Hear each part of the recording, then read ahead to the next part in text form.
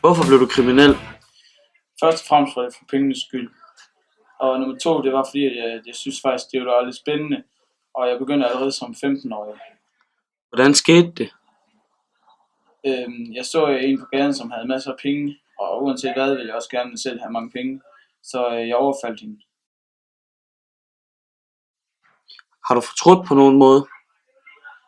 Både og. Har fortrudt, at jeg ikke har taget en uddannelse. 100% hellere vil have taget en uddannelse og få et godt job, i stedet for at sidde herinde. Hvad har gjort dig til den, du er i dag?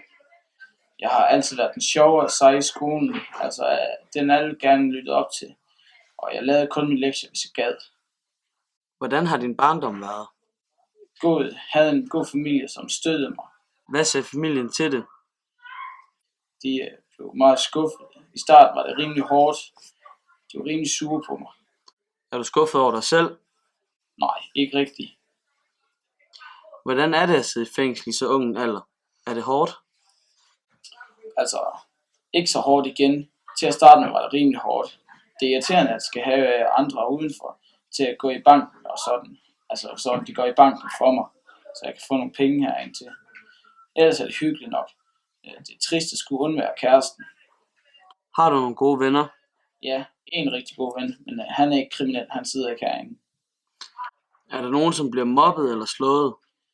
Nej, men jeg har hørt, det sker her omkring. Hvad vil du helst, åbent eller lukket fængsel? Helt klar åben.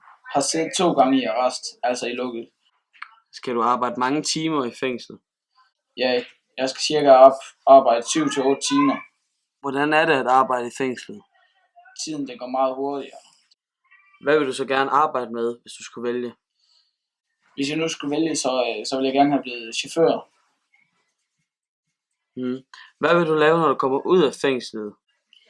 Jeg vil gerne tage en uddannelse. Hvor mange år skal du sidde i fængsel? Jeg skal sidde i fængsel for 1 år og 4 måneder.